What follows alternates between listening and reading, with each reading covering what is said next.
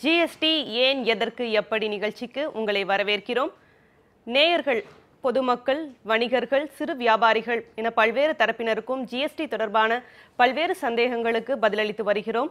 இன்றைய தினம் வியாபாரிகளின் பொதுமக்கள் சந்தேகங்களுக்கு பதிலளிப்பதற்காக நம்மிடையே 2 சிறப்பு விருந்தினர்கள் இணைந்திருக்கின்றனர். பட்டய கணக்காளர் கோபால கிருஷ்ணராஜு மற்றும் நிதி ஆலோசகர் நாகப்பன் இருவரும் இணைந்திருக்கின்றனர். இருவருக்கும் வணக்கம். முதலாவதாக, ஜவுளித்துறைக்கு எவ்வளவு வரிகள் விதிக்கப்பட்டிருக்கிறது, ஜிஎஸ்டி அமல்படுத்தப்படும் போது எத்தகைய தாக்கம் நிலவும் என்பது தொடர்பான ஒரு செய்தி தொகுப்பை தற்போது பார்க்கலாம்.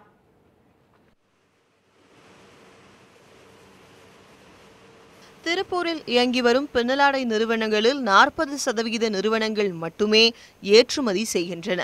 இந்த நிறுவனங்கள் செலுத்தும் வரி ஏற்றுமதி வரி விலக்கின் கீழ் திருப்பி வழங்கப்படுவதால் பெரிய அளவிலான பாதிப்புகள் இல்லை என்றாலும் 50,000 முதல் 2 லட்சம் முதலீட்டில் நடத்தப்பட்டு வரும் சிறு மற்றும் குறு நிறுவனங்களுக்கு தற்போது விதிக்கப்பட்டுள்ள 5% ஜிஎஸ்டி வரி பெரிய அளவிலான பாதிப்பை ஏற்படுத்தும் வகையில் அமைந்துள்ளதாகவும், சிறிய மற்றும் பெரிய நிறுவனங்களுக்கும் ஒரே அளவிலான வரி விதிப்பு என்பது குறைந்த முதலீட்டில் இயங்கி வரும் நிறுவனங்களை பாதிக்கும் என தென்னிந்திய காலர் ஷர்ட் மற்றும் உள்ளாடை உற்பத்தியாளர் சங்க தலைவர் பாபுஜி தெரிவித்துள்ளார்.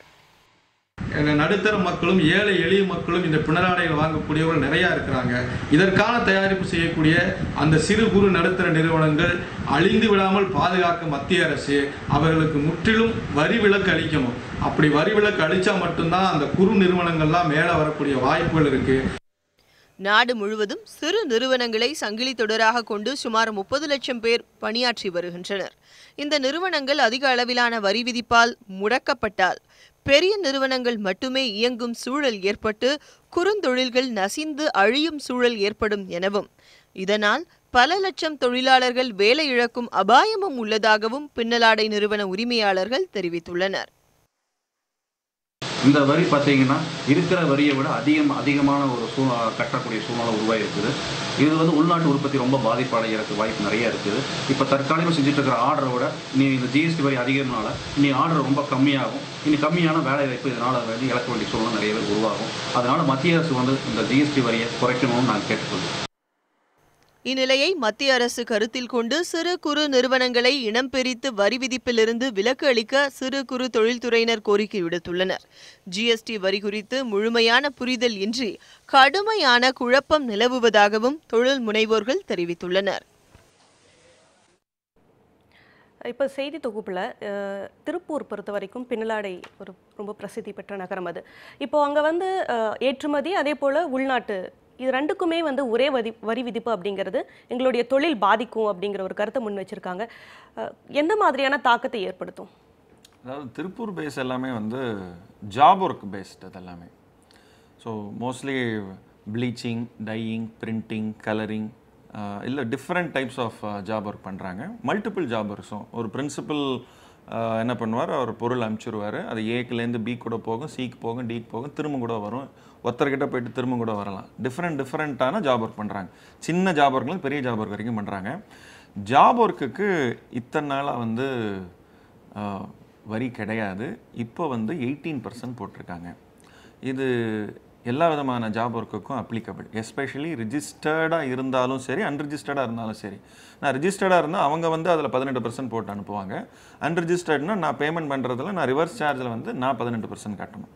அதனால் என்ன பண்ணாங்கன்னா, இந்த போன வாரம் இப்போ நாளைக்கு திரும்ப ஜிஎஸ்டி கவுன்சில் கூடுறது.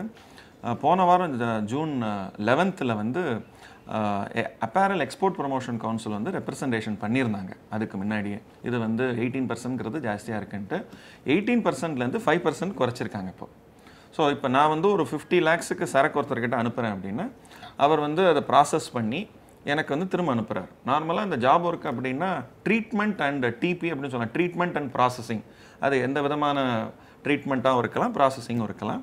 அதை செஞ்சுட்டு எனக்கு அனுப்புகிறார். அனுப்பும்போது அவர் அந்த 50 லட்சம் பொருளில் ஒரு 4 லட்சம் ரூபாய்க்கு அவர் வேல்யூடேஷன் பண்ணுறாருன்னா அந்த 4 லட்சத்துக்கு தான் இப்போ 5% வரும். முன்ன 18% போட்டது இப்போ 5% ஆக்கியிருக்காங்க. அதனால் to that extend they are benefited only. ஏன்னா இது அல்டிமேட்டாக நான் 18 நான் கொடுத்தாலும் அந்த லோடு எனக்கு தான், நான் திரும்ப அந்த லோடு கன்சியூமருக்கு தான் நான் கொடுக்கணும். இப்போ அது 5% குறைச்சிருக்காங்க. இப்போ இது 5% குறைச்சிருக்காங்க. இப்போ இதன் காரணமாக ஜவுளியோடைய விலை ஏறுமா இறங்குமா? இல்லை, இப்போது இதில் இன்னொரு விஷயம் நீங்கள் கவனிக்கணும். இந்த 18% அவங்க வந்து கொடுத்துட்டு இங்கே வந்து இன்புட் எடுக்கிறப்ப 5% தான் அவங்களால எடுக்க முடியுங்கிறப்ப அந்த வேல்யூ அடிஷன் எவ்வளோ எக்ஸ்டென்ட் இருக்கோ அது it will can be availed only ஒரு எக்ஸ்டெண்டட் பீரியட் ஆஃப் டைம். அந்த கொஸ்டின் வரும். அது இப்போ தீர்க்கப்பட்டிருக்கு. எப்போதுமே ஒரு ப்ராசஸில் வந்து என்டையர் ப்ராசஸில் ஒரே மாதிரி சீரான வரி விதிப்பு இருந்ததுன்னா வந்து கையாளுறது ரொம்ப ஈஸியாக இருக்கும். அதை இப்போ பண்ணியிருக்காங்க. இதே மாதிரி பேப்பர் நோட் புக்குக்கும் இருந்தது. அதையும் இப்போ சரி செய்திருக்கிறார்கள். இப்போ விலை அதிகரிக்குமா அப்படிங்கிற கேள்விக்கு பார்க்கும்பொழுது பின்னலாடை மட்டுமல்ல, பொதுவாகவே பார்க்கும்பொழுது வரியின் காரணமாக ஒரு பொருளினுடைய விலை உயர்வதோ குறைவதோ இல்லைன்னு நான் நம்புகிறேன். இப்போ இல்லாத இடத்துல இப்போ வரி வந்திருக்கு. இப்போ அதனுடைய அந்த 5% அளவுக்கு வந்து வரி விலைங்கிறது நிச்சயம் கூட செய்யும். பட் பொதுவாக வரி கூடுவதன் காரணமாகவோ குறைவதன் காரணமாகவோ பர்டிகுலராக ஜிஎஸ்டி ரெஜிமில் வந்து கம்ப்ளீட்டாக இன்புட் டேக்ஸ் கிரெடிட் எடுத்துக்க முடியுங்கிற ஒரு சூழலில், இன்க்ளூடிங் எக்ஸைஸ் இடியிலேருந்து எல்லாமே எடுத்துக்க முடியுங்கிற சூழ்நிலையில் மிகப்பெரிய அளவில் மாற்றங்கள் இருக்காது. இந்த 4 அல்லது 5% விலை ஏற்றம்ங்கிறது பொதுவாக பணவீக்கத்தின் காரணமாகவே ஒவ்வொரு ஆண்டும் இருக்கக்கூடியது தான். அதனால் நுகர்வோரை இது பெரிய அளவில் பாதிக்குமான்னு தெரியல, பாதிக்காதுன்னு நான் நினைக்கிறேன். தொழில்துறையினரை பொறுத்த வரைக்கும் ஏற்கனவே அவங்க ஒரு சிக்கலில் இருக்கும் பொழுது இந்த மாதிரி ஒரு பலு வரும்பொழுது அவங்க வந்து நிச்சயமாக அதை வந்து ரெப்ரசென்ட் பண்ண தான் செய்வாங்க. முதலாவதாக சென்னையிலிருந்து பாலாஜி என்ற நேயர் இணைப்பில் இருக்கிறார். பாலாஜி வணக்கம், உங்களுடைய சந்தேகம் என்ன? ஹலோ பாலாஜி வணக்கம், உங்களுடைய கேள்வி என்ன? வணக்கம் மேடம். ஹலோ பாலாஜி சத்தமா, அதாவது உங்களுடைய குரலை உயர்த்தி உங்களுடைய கேள்வி கேளுங்க. மேடம், நான் வந்து இப்போ நர்சரி பண்றோம். பாலாஜி, உங்களுடைய கேள்வி சரியா புரியல. நீங்க என்ன தொழில் பண்றீங்க? நர்சரி மேடம், நர்சரி லேண்ட்ஸ்கேப் பண்ணிருக்கோம். சரி, உங்களுடைய சந்தேகம் என்ன பாலாஜி? நம்ம வந்து இப்போ நர்சரி பண்றோம். எங்களுக்கு டாக்ஸ் முதல்ல கிடையாது. நர்சரி செடி பிசினஸ், அது அக்ரிகல்ச்சர் பிசினஸ் அந்த மாதிரி. சரி, இதுக்கு முன்னாடி டாக்ஸ் கிடையாது. இப்போ ஜிஎஸ்டி எங்களுக்கு எப்படி ரிஃப்ளெக்ட் ஆகும்? கோபாலகிருஷ்ணராஜ், உங்களுடைய பதில். இது அக்ரிகல்ச்சர் வந்து நீங்கள் அக்ரிகல்ச்சர் ஆக்டிவிட்டிக்கு மட்டும்தான் வந்து ஜிஎஸ்டியில் வராது. இதெல்லாம் ஹார்டிகல்ச்சர்னு சொல்லுவாங்க. நர்சரி எல்லாமே ஹார்டிகல்ச்சர். இதுக்கும் வந்து ஜிஎஸ்டியில் வரி உண்டு. 20 lakhs வரைக்கும் அவங்க டர்ன் ஓவர் இருந்ததுன்னா ஜிஎஸ்டியில் வர வேண்டாம். 20 lakhsக்கு மேலே இருந்தால் அவங்களும் ரெஜிஸ்டர் பண்ணணும். அடுத்ததாக அண்ணா நகரிலிருந்து தேவயானி என்ற நேயர் இணைப்பில் இருக்கிறார். தேவயானி வணக்கம், உங்களுடைய கேள்வி என்ன? ஓகே, நான் அண்ணா நகர்லேருந்து தெய்வானை பேசுகிறேன். நாங்கள் வந்து பேசிக்காக ஃபினான்ஷியல் அட்வைசர். ஆனால் வந்து எனக்கு தெரிய வேண்டியது என்னென்னா, ஜிஎஸ்டி வந்து எல்லாருக்கும் புரிகிற மாதிரி எப்படிங்கிறத கொஞ்சம் எக்ஸ்பிளைன் பண்ணணும். அதோட வந்து இந்த கைவினை பொருட்கள் ஹேண்டிகிராஃப்ட்லாம் செய்கிறாங்கல்ல, அவங்களாம் வந்து சிறு வணிகர்கள் தான். அவங்க வந்து ஒரு பெரிய சூப்பர் மார்க்கெட்டில் கொண்டு கொடுக்குறாங்கன்னா அவங்களுக்குலாம் எப்படி இந்த ஜிஎஸ்டிங்கிறது வருமா இல்லை எப்படி, அதையும் எக்ஸ்பிளைன் பண்ணணும். நாகப்பன் சார், உங்களுடைய பதில். இப்போ அவங்க நிதி ஆலோசகர்னு சொன்னாங்க. இப்போ அந்த துறையை பொறுத்த வரைக்கும் முதல்ல சொன்ன மாதிரி தான், அந்த 20 லட்சம் ரூபாய்க்கு கீழே இருக்க வரைக்கும் பிரச்சனை இல்லை. 20 லட்சம் ரூபாய்க்கு மேலே போகும்பொழுது அவங்க வந்து அதுக்குள்ளே ஜிஎஸ்டிக்கு பதிவு செய்து கொண்டு அவங்க அதன் கீழே வர்றாங்க அவங்க. ஓகே, இது ஒரு பக்கம். அந்த சர்வீஸ் டேக்ஸ்னு ஏற்கனவே இருந்த காம்பனண்ட் வந்து இப்போ இந்த இதில் வந்து ஜிஎஸ்டியாக மாறி வரும். அவங்களுக்கு ஏற்கனவே சர்வீஸ் டேக்ஸ் இருந்தது, 10 லட்சம் ரூபாய் வரைக்கும் விலக்கு இருந்தது. இப்போ 20 லட்சம் ரூபாயாக வந்து ஜிஎஸ்டி கீழே மாறி இருக்குது, அவங்க கட்டணும். ரெண்டாவதாக இப்போ கைவினை ஹேண்டிகிராஃப்ட்ஸ்னு சொல்லியிருக்காங்க. இப்போ எக்ஸம்ப்டட் கேட்டகரியில் இருந்ததுன்னா பிரச்சனை இல்லை. இல்லைன்னா தே ஆல்சோ கம் அண்டர் அந்த 20 லட்சம் ரூபாங்கிற த்ரெஷோல்ட் லிமிட்டை தாண்டும் பொழுது அவங்களுக்கும் அந்த ஜிஎஸ்டி டேக்ஸுங்கிறது வரத்தான் செய்யும். ஓகே, இப்போது மைக்ரண்ட் வேட்ல இருந்து ஜிஎஸ்டிக்கு மைக்ரண்ட்காக ஜூன் 15ஓட அதுக்கான கால அவகாசம் முடிஞ்சது. இனி மீண்டும் வேட்லிருந்து ஜிஎஸ்டி போகிறவங்களுக்கு என்ன மாதிரியான வாய்ப்புகள் இருக்குது? இது ஆக்சுவலி முக்கியமான கேள்வி. இது நாம் 17ஆம் தேதி ஜூனில் இருக்கோம். நீங்கள் ஸ்டாட்டிஸ்டிக்ஸ்லாம் பார்த்தீங்கன்னா ஒரு பர்டிகுலர் ஸ்டேட் வந்து மேக்ஸிமம் மைக்ரேஷன் முடிச்சுட்டாங்க. ஆல்மோஸ்ட் 99% முடிச்சுட்டாங்க மைக்ரேஷன். அது வந்து சண்டிகர். தமிழ்நாடு, இது சவுத் இந்தியாவில் இருக்கிறது எல்லாமே வந்து 90% வரைக்கும் முடிஞ்சிருது மைக்ரேஷன். இன்னும் மைக்ரேட் பண்ணாமல் இன்னொரு ஃபியூ தௌசண்ட்ஸ் அசஸிஸ் இருக்காங்க. அவங்களுக்காக the window will be again opened on 25th of June 2017. So 25th திரும்பவும் மைக்ரேஷன் பண்ணலாம். 1st ஜூலைக்கு அப்புறம் கூட அவங்க மைக்ரேட் பண்ணலாம். ஸோ என்ன மைக்ரேட் பண்ணால் தான் அவங்களால அந்த ரிட்டர்ன்லாம் அப்லோட் பண்ண முடியும். இந்த ஜூலை மாதம் ரிட்டர்ன் அப்லோட் பண்ண முடியும். ஸோ 25th அப்புறம் மைக்ரேட் செஞ்சுட்டு அவங்களுடைய அடுத்த மாதம் ரிட்டர்ன் வந்து ஆகஸ்ட் மாதத்துலேருந்து மைக்ரேட் பண்ண அந்த ஐடியிலேருந்து பண்ணலாம். அடுத்ததாக டெல்லியிலிருந்து ராமசாமி என்ற நேயர் இணைப்பில் இருக்கிறார். ராமசாமி வணக்கம், உங்களுடைய சந்தேகம் என்ன? ஹலோ ராமசாமி வணக்கம், உங்களுடைய சந்தேகம் என்ன? வணக்கம். 1st ஜூலைலேருந்து வாஷிங் மிஷின்லாம் விலை ஏறுமா இல்லை குறையுமா? அதுதான் என்னுடைய கேள்விங்க. இப்போ வாங்கலாமா இல்லை ஃபர்ஸ்ட் ஜூலைக்கு அப்புறம் வாங்கலாமா? எந்த ப்ராடக்ட்? வாஷிங் மிஷின் வாங்கணும். வேற ஏதாவது சந்தேகம் இருக்கா உங்களுக்கு? அங்கே கேட்கணும். நன்றி ராமசாமி. நாகப்பன் சார், உங்களுடைய பதில். பொதுவாக இப்போ என்ன பண்ணியிருக்காங்கன்னா வந்து ஃபிட்மெண்ட் ஆஃப் ரேட்ஸ் எல்லாமே வந்து கிட்டத்தட்ட 1-2% மேலே வித்தியாசம் இல்லாத அளவுக்கு தான் எல்லாத்தையுமே ஃபிட் பண்ணியிருக்காங்க. ஓகே, இப்போ அந்த சூழ்நிலையில் அந்த டிஃப்ரென்ஸை கூட என்ன பண்ணுறாங்கன்னா ப்ரீ ஜிஎஸ்டி சேல்ஸ்னு சொல்லி அந்த விலையை வந்து குறைச்சி வந்து இப்போ வந்து வியாபாரம் பண்ணுறாங்க. அதனால் எனக்கு தெரிஞ்சு இதுக்கும் ப்ரீ ஜிஎஸ்டிக்கும் போஸ்ட் ஜிஎஸ்டிக்கும் பெரிய டிஃப்ரென்ஸ் வந்து இந்த பொருட்களில் இருப்பது, பர்டிகுலராக இந்த ஒயிட் குட்ஸ்ன்னு சொல்லக்கூடிய பொருட்களில் பெரிய அளவில் வந்து இருக்கிறதுக்கான வாய்ப்புகள் இல்லை. It doesn't make any difference தான் நான் சொல்கிறேன். அடுத்ததாக கந்தப்பன் திண்டிவனத்திலிருந்து இணைந்திருக்கிறார். கந்தப்பன் வணக்கம், உங்களுடைய கேள்வி என்ன? வந்து மாருதி பலீனா கார் வந்து விலை ஏறுங்களா ஜூலை 1 இருந்து குறையுமா? கந்தப்பன் என்ன பொருளை கேட்குறீங்க? Maruti car, Maruti Baleno car. Okay, கார்களுடைய விலை ஏறுமா இறங்குமான்னு கேட்குறாரு. காருக்கு எல்லாமே இனிமே 28% லக்ஸுரி குட்ஸில் வருது. அது ஆக்சுவலி இந்த மாதிரி கேள்வி வந்து விலை ஏறுமா ஏறாதாங்கிறது இது எல்லாமே டிமாண்ட் அண்ட் சப்ளையோட தாக்கம் தான். ஜிஎஸ்டிக்கும் இதுக்கும் வந்து நாகப்பன் சார் சொன்ன மாதிரி இதுக்கு சம்மந்தப்படுத்தவே நாம் செய்ய வேண்டாம். இது வந்து ஒரு ஸ்பெக்குலேஷன் செய்கிற மாதிரி தான். நிறைய விதமான வாட்ஸ்அப் மெசேஜஸ், ஃபேஸ்புக் மெசேஜஸ், சில வதந்திகள்லாம் வந்து கூட பரப்பின்னு இருக்காங்க. அதெல்லாம் எதுவுமே நம்ப வேண்டாம். டிமாண்ட் அண்ட் சப்ளை பொறுத்து தான் வந்து ப்ரைஸிங்லாம் எப்போவுமே இருக்கும். ஜிஎஸ்டிக்கு முன்னாடி அப்படி தான் இருக்குது, இனிமேலும் அப்படி தான் இருக்க போகிறது. ஆனால் என்ன பண்ணுறாங்கன்னா இப்போ ஆடி சேல்னு சொல்லி ஆடி மாதம் வந்து வியாபாரம் நடக்காதுன்னு சொல்லி அதை ஒரு பிஸ்னஸ் ஆப்பர்ச்சுனிட்டியாக கன்வெர்ட் பண்ண மாதிரி இப்போ ஜிஎஸ்டியும் ஒரு பிஸ்னஸ் ஆப்பர்ச்சுனிட்டியாக கன்வெர்ட் பண்ணப்பட்டு ஜிஎஸ்டிக்கு அப்புறம் எந்த பொருள்லாம் விலை அதிகரிக்க போகுதுன்னு சொல்லி இப்போ குறைத்து வந்து விற்கிற இது நடந்துட்டு இருக்கிறதை நம்ம பார்க்க முடிகிறது. பட் அந்த அளவுக்கு ஜிஎஸ்டிக்கு அப்புறம் கூட அந்த தாக்கம் இருக்காதுன்னு தான் நான் நம்புகிறேன். அடுத்ததாக திருநெல்வேலியிலிருந்து பாலாஜி என்ற நேயர் இணைப்பில் இருக்கிறார். பாலாஜி வணக்கம், உங்களுடைய கேள்வி என்ன? வணக்கம் மேடம். நாங்க வந்து இண்டஸ்ட்ரி கேண்டீன் எடுத்து பண்ணிட்டு இருக்கோம். Industry canteen.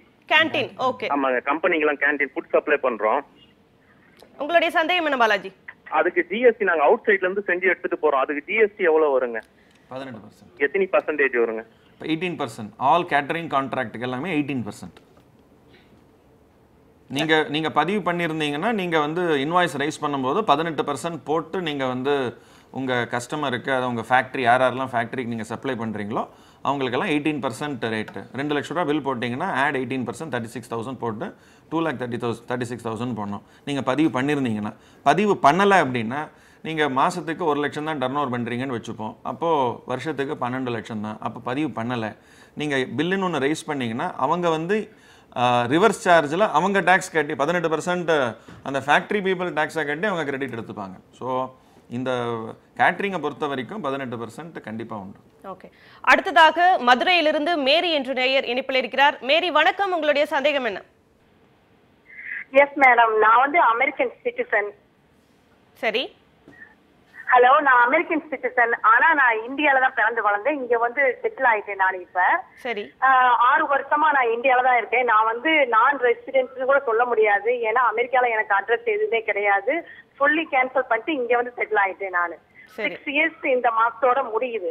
நான் வந்து அக்ரிகல்ச்சர் வழியா ஏதாவது டாக்ஸ் பண்ணணுமா, கட்டணுமா, இல்லது அந்த மாதிரி ஏதாவது எனக்கு கொஞ்சம் டவுட் இருக்குது மேடம். உங்களுடைய கேள்வியை நீங்க சொன்னது புரியல மேரி. இல்ல மேடம், அக்ரிகல்ச்சர் லேண்ட் அதுல இன்கம் வந்துச்சுன்னா நான் வந்துட்டு டாக்ஸ் ஃபைல் பண்ணணுமா? அந்த இன்கம் அதாவது அக்ரிகல்ச்சர்ல அவங்க வந்து அமெரிக்காலேயே அவங்க இருந்ததுனால சொல்றாங்க. அமெரிக்காலலாம் வந்து இங்க கொடுத்த மாதிரி அக்ரிகல்ச்சருக்குலாம் அங்கே எக்ஸம்ஷன்ஸ்லாம் கிடையாது. இங்க இந்தியாவை பொறுத்த வரைக்கும் நீங்க வந்து இன்கம் டேக்ஸை பொறுத்த வரைக்கும் நீங்க வர ஆர்டினரி ரெசிடென்ட். ஏன்னா மோர் தென் 182 டேஸ் நீங்கள் இந்தியாவில் இருந்திருக்கீங்க, நீங்கள் ஆர்டினரி ரெசிடென்ட்.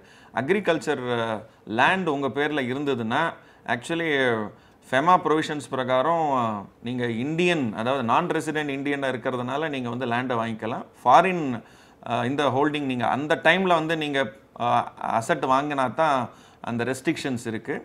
உங்கள் லேண்டு வந்து உங்கள் பூர்வீக லேண்டாக உங்ககிட்ட வந்திருந்ததுன்னா அதில் நீங்கள் வந்து அக்ரிகல்ச்சர் பண்ணிங்கன்னா என்டையர் இன்கம் வந்து இன்கம் டேக்ஸில் எக்ஸம்ஷன். ஜிஎஸ்டியை பற்றி நீங்கள் கவலையே பட வேண்டாம். அடுத்ததாக ஒசூரிலிருந்து பன்னீர்செல்வம் என்று நேயர் இணைப்பில் இருக்கிறார். பன்னீர்செல்வம் வணக்கம், உங்களுடைய சந்தேகம் என்ன? மேடம், நான் வந்து தோட்டம் பூ வந்து ரோஸ் வந்து வாங்குறேன். பன்னீர்செல்வம் என்ன தொழில் பண்றீங்க? நம்ம ரோஸ் இருக்கு இல்லைங்களா, ரோஜா பூ. ரோசா, ஓகே. ஆமா அது வந்து மார்க்கெட்ல நான் விற்கிறேன். இல்ல உங்களுடைய கேள்வி சரியா புரியல. இல்ல மேடம், அதாவது தோட்டத்துக்கு பூ வாங்குறேன் மேடம். 2 ஏக்கரா பூ இருக்கு, பூ வாங்குறேன் ரோஸ். ஹலோ, உங்களுடைய இணைப்புல ஏதோ பிரச்சனை இருக்கிறதா தெரியுது. நன்றி. அடுத்ததாக மயிலாடுதுறையிலிருந்து ஹுசைன் என்ற நேயர் இணைப்பில் இருக்கிறார். ஹுசைன் வணக்கம், உங்களுடைய சந்தேகம் என்ன? சார் நான் வந்து லக்கி ட்ரேடர்ஸ்னு பேசுறேன் மயிலாடுதுறையிலேருந்து. சரி. நான் வந்து 15 to 20 lakhs வரைக்கும் இயர்லி டர்ன் ஓவர் பண்ணிட்டு இருக்கேன். சரி. இப்போ ஃபார்ம் ஐல வந்து தான் நான் இருக்கேன் ஆக்சுவலா. இதை வந்து இப்போ ஜிஎஸ்டியில் என்னுடைய இது வருமா அப்படி சார்? என்ன தொழில் ட்ரேடர்ஸ் என்ன product? UPS and battery sale பண்ணிட்டு இருக்கேன் மேடம். 20 lakhs குள்ள தான் சொல்றேன். நீங்க 20 lakhs கீழ இருக்கிறதுனால நீங்க ரெஜிஸ்ட்ரேஷன் செய்ய வேண்டாம், ஜிஎஸ்டில வர மாட்டீங்க. நீங்க யாராருக்கெல்லாம் வந்து சேல் பண்றீங்களோ அவங்க வந்து ரிவர்ஸ் சார்ஜில் வேணா பணம் கட்டி வந்து அவங்க இன்புட் எடுத்துப்பாங்க. நீங்க உங்களை பொறுத்த வரைக்கும் நீங்க ஜிஎஸ்டில பதிவு பண்ண வேண்டாம். ஓகே. இப்போ நம்ம ஏற்கனவே பேசிட்டு இருந்தோம், ஒருத்தங்க வந்து வெளிநாட்டில் இருந்தாங்க. அது இப்போ ஃபார் எக்ஸாம்பிள் சர்வீஸ் ப்ரொவைடர் வந்து ஃபாரின்ல இருக்காங்க, அவங்க இந்தியா வந்து வரல, அவங்களுக்கு என்ன மாதிரியான டாக்ஸ் அவங்க கிட்ட இருந்து நம்ம எப்படி இது எக்ஸ்போர்ட் ஆஃப் சர்வீசஸ். இந்த இடத்துல மட்டும் இன்னும் ஜிஎஸ்டி கவுன்சில் வந்து எக்ஸிஸ்டிங் ப்ரொவிஷன்ஸ் வந்து கண்டினியூ ஆகுமாங்கிறது இன்னும் சொல்லலை. எக்ஸ்போர்ட் ரிலேட்டட் ஏரியா எதுவுமே வந்து இன்னும் அந்த எக்ஸிஸ்டிங் எக்ஸம்ஷன்ஸ்லாம் கண்டினியூ ஆகுமான்ட்டு கவுன்சில் இனிமே தான் அறிவிக்கும். நாளைக்கு மீட்டிங் வந்து ரொம்ப முக்கியமான மீட்டிங். மோஸ்ட்லி இது எல்லாருமே எதிர்பார்க்கறது. இப்போ ஃபார் எக்ஸாம்பிள் ஹைசி சேல்ஸ்னு சொல்கிறாங்க. ஹைசி சேல்ஸ்னால் சரக்கு வந்துன்னு இருக்கும் கப்பலில் வந்துட்டு இருக்கிற சரக்கை வந்து என்கிட்ட டாக்குமெண்ட் இருக்கும், நான் இம்போர்ட் பண்ணியிருப்பேன், நான் வந்து சாருக்கு வந்து சேல் பண்ணிடுறேன், டாக்குமெண்ட்டே சேல் பண்ணுவேன். இது வந்து பழைய சட்டத்தில் வந்து டேக்ஸ் கிடையாது. ஒரு ஃபார்ம் மட்டும் ஃபில்அப் பண்ணி கொடுத்துட்டா வேட்டும் கிடையாது, எந்த ஒரு வரியும் வராது. ஆனால் இப்போது ஜிஎஸ்டி சட்டத்தில் ஹைசி சேலுக்கு வரி வரும். ஏன்னா ட்ரான்ஸ்ஃபர் ஆஃப் டாக்குமெண்ட்ஸ் அது கூட சப்ளை அப்படின்னு சொல்லிட்டு டெஃபினேஷன்லேயே வந்திருக்கு. ஸோ இந்த மாதிரி நிறைய ஏரியாஸில் வந்து அந்த எஸ்பெஷலி எக்ஸ்போர்ட் ரிலேட்டட் ஏரியாஸில் குட்ஸும் இருக்கட்டும் இல்லை சர்வீஸ் இருக்கட்டும் இன்னும் அவங்க நோட்டிஃபிகேஷன் நிறைய கொடுக்காங்க. 20 லட்சம் ரூபாய் டேர்ன் ஓவரை பற்றி அவர் சொன்னார். மயிலாடுதுறை பேசுகிறோம். இப்போ அந்த ஒரு தொழில் மட்டும்தான் அவர் செய்கிறாரு, அதுதான் அவருடைய டோட்டல் டேர்ன் ஓவர்னால் பிரச்சனை இல்லை. 20 லட்சம் ரூபாய் கீழே இருக்க வரைக்கும் வந்து அவர் எக்ஸம்டட். பட் அவர் வேறு ஏதாவது ஒரு தொழில் செய்கிறார் அல்லது வேறு நான் டேக்ஸபிளாக கூட இருக்கலாம், அது வரியே வராத கூட ஒரு அது வந்து செய்கிறாரு, அதையும் சேர்த்து பார்க்கும் பொழுது இந்த calculation will be aggregate turn ஓவர்னு கனெக்ட் பண்ணுவாங்க. பண்ணி அந்த டேக்ஸ் எக்ஸம்டடுக்கு வரி வராது, பட் டேக்ஸபிள் வந்து 20 லட்சம் ரூபாய் கீழே இருந்தால் கூட அதுக்கும் வந்து ஜிஎஸ்டி வரும். ஸோ அக்ரிகேட் டேர்ன் ஓவருங்கிற கான்செப்ட் இப்போ கொண்டு வந்திருக்காங்க. டேக்ஸபிள் டேர்ன் ஓவர்னு ஏர்லியராக இருந்தது, விச் இன்க்ளூட்ஸ் நான் taxable as well as taxable. ரெண்டையும் ஒன்றா சேர்த்து தான் டோட்டலாக இந்த 20 லட்சம்ங்கிற அமௌண்ட்டை அரைவ் பண்ணுவாங்க. அடுத்ததாக கோவையிலிருந்து ஜெகநாதன் என்று நேயர் இணைப்பில் இருக்கிறார். ஜெகநாதன் வணக்கம், உங்களுடைய சந்தேகம் என்ன? வணக்கம் மேடம். வணக்கம் ஜெகநாதன், உங்களுடைய கேள்வி என்ன? பிரசன்ட் சேல்ஸ் டாக்ஸ்லீங்க. ஹலோ. ஜெகநாதன் தொடர்ந்து கேளுங்க. பிரசன்ட் சேல்ஸ் டாக்ஸ்ல எக்ஸம்ஷன் டோட்டல் டர்ன்ஓவருக்கு எக்ஸம்ஷன் கொடுத்திருக்காங்க. சரி. சேல்ஸ் டாக்ஸ் ரெஜிஸ்ட்ரேஷனுக்கு என்ன ப்ராடக்ட்? என்ன ப்ராடக்ட் ஜெகநாதன்? கிளாஸ்ங்க, கிளாஸ்னு வெச்சுக்கோங்க. Glass, plywoods, whatever it means, frames அதெல்லாம். கோபால கிளாஸ்ங்க. இல்ல எக்ஸம்ஷன் வந்து எதுக்காக கொடுத்திருக்காங்க அது ஸ்பெசிஃபிக்கா நீங்க வந்து எஸ்இசெட்க்கு சப்ளை பண்றீங்களா, எக்ஸ்போர்ட்டருக்கு பெனல்டிமேட் சேல சப்ளை பண்றீங்களா? லோக்கல் சேல்ஸ்ங்க, petty sales, local sales. Local சேலுக்கு எதனால எக்ஸம்ஷன் கொடுத்தாங்க? கிளாஸ் பிளைவுட்க்கெல்லாம் ரெஜிஸ்ட்ரேஷனுக்குங்க, registration exemption below 10 lakhs. Below 10 lakhs அப்படி சொல்லுங்க. அப்படி சொல்லுங்க. நீங்க டர்ன்ஓவர் உங்களுக்கு பிலோ 10 lakhs. ஆமாங்க ஆமாங்க. சரி. இப்போ கேள்வி ஜிஎஸ்டில ஏதாச்சும் எக்ஸம்ஷன் இருக்குங்களான்னு கேக்குறதுதாங்க. அதான் 20 லட்சம் 20 லட்சத்துக்கு இருந்து ரெஜிஸ்ட்ரேஷன் இஸ் நாட் ரிக்வயர்டுங்க. Not required. Thank you sir. அடுத்ததாக சென்னையிலிருந்து ஜீவா என்ற நேயர் இணைப்பில் இருக்கிறார். ஜீவா வணக்கம், உங்களுடைய சந்தேகம் என்ன? வணக்கம் மேடம், நான் வந்து ஹாஸ்பிட்டல் எக்யூப்மெண்ட்ஸ் பண்றேன். Hospital? Hello, hospital equipments manufacturing. உங்களுடைய சந்தேகம் என்ன? எனக்கு சந்தேகம், இப்போ வந்து 5% வந்து பில் பண்ணிட்டு இருந்தேன். இப்போ வந்து எனக்கு ஜிஎஸ்டி வந்ததுக்கு அப்புறம் எத்தனை % நான் வந்து பண்றதுன்னு தெரியல. அதை பத்தி கொஞ்சம் தெரிஞ்சுக்கணும். நாகப்பன் சார் உங்களுடைய பதில். இந்த ப்ராடக்ட்டுக்கான டாக்ஸ் ஸ்லாப் வந்து எனக்கு ஒன் ஐடியால have to refer the slab. எனக்கு பொறுத்த வரைக்கும் அது 12%ல வருதுன்னு நினைக்கிறேன். ரெஃபர் பண்ணி தான் சொல்லணும்.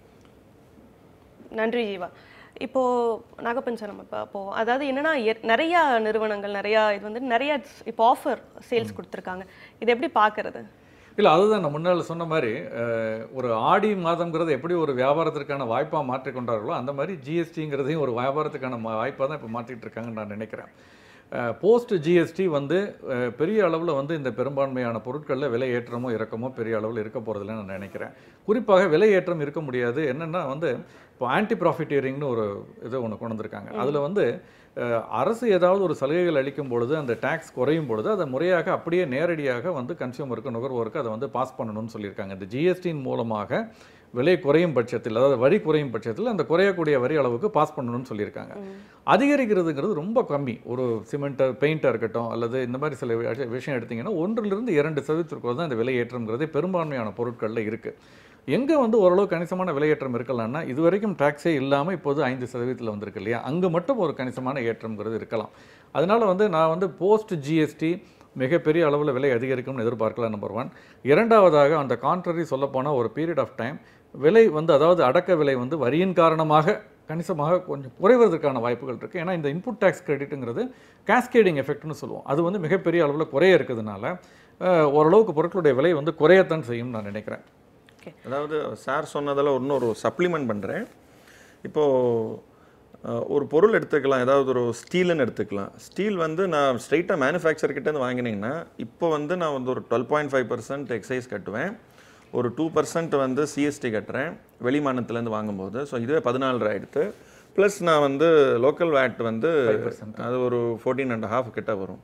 ஸோ இதெல்லாம் வந்து எல்லாம் மேக்ஸிமம் பார்த்தீங்கன்னா 29% வரைக்கும் டேக்ஸ் கட்டி தான் ஒரு பொருள் வந்து நான் வந்து பர்ச்சேஸ் பண்ணுறேன். இப்போ நான் சேல் பண்ணும்போது நான் 29% தான் அந்த லோட் ஆகுது. இப்போ என்ன ஆகுதுன்னா அந்த மாதிரி பொருளுக்கு எல்லாமே வந்து 18% வரைக்கும் டேக்ஸ் போட்டிருக்காங்க. ஸோ ஸ்டீலுக்கெல்லாம் 18% முன்ன வந்து 29% வரைக்கும் காஸ்ட் வந்து கன்சியூமருக்கு போகிறது. ஸோ இப்போ 29 அவனுக்கு லோட் ஆகும்போது இப்போ 18 தான் வந்து லோட் ஆகுதுன்னா நான் என்னுடைய எம்ஆர்பி என்னோட ப்ரைஸ் அவனுக்கு நான் கொடுக்குற ப்ரைஸை நான் வந்து அதே ப்ரைஸில் நான் சேல் பண்ணேன். அந்த 11% வந்து ப்ராஃபிட் வந்து என்கிட்ட தான் நிற்கும், கவர்மெண்ட்டுக்கு போகாது. இத்தனை நாள் அந்த 29% நான் வந்து கஸ்டமர்கிட்டேருந்து கலெக்ட் பண்ணி வேரியஸ் இதுக்கு கொடுத்தேன். 12 எக்ஸைஸுக்கு 2 சேல்ஸ் டேக்ஸுக்கு 14 வந்து லோக்கல் கவர்மெண்ட்டுக்கு கொடுத்தேன் கலெக்ட் பண்ணி. இப்போ வந்து நான் 18 தான் கலெக்ட் பண்ணுறேன். ஸோ ஆனால் ப்ரைஸ் அதே ப்ரைஸ் இருக்கும்போது அந்த 11% மார்ஜின் என்கிட்டே இருக்கும். ஸோ அதை தான் சார் சொன்னார் இந்த ஆன்டி ப்ராஃபிட்டரிங் கிளாஸ்ன்ட்டு.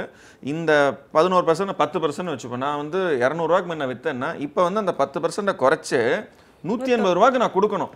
கொடுத்தா தான் அந்த ப்ராஃபிட் வந்து நான் பாஸ் ஆன் பண்ணுறேன், அந்த பெனிஃபிட்டை நான் பாஸ் ஆன் பண்ணுறேன். இல்லைன்னா அந்த ஜிஎஸ்டியோட பெனிஃபிட் எனக்கு ப்ராஃபிட்டாக எங்கிட்ட இருக்கும். ஸோ அதனால தான் அந்த ஆன்டி ப்ராஃபிட்டரிங் கிளாஸ்னு கொண்டு வந்திருக்காங்க.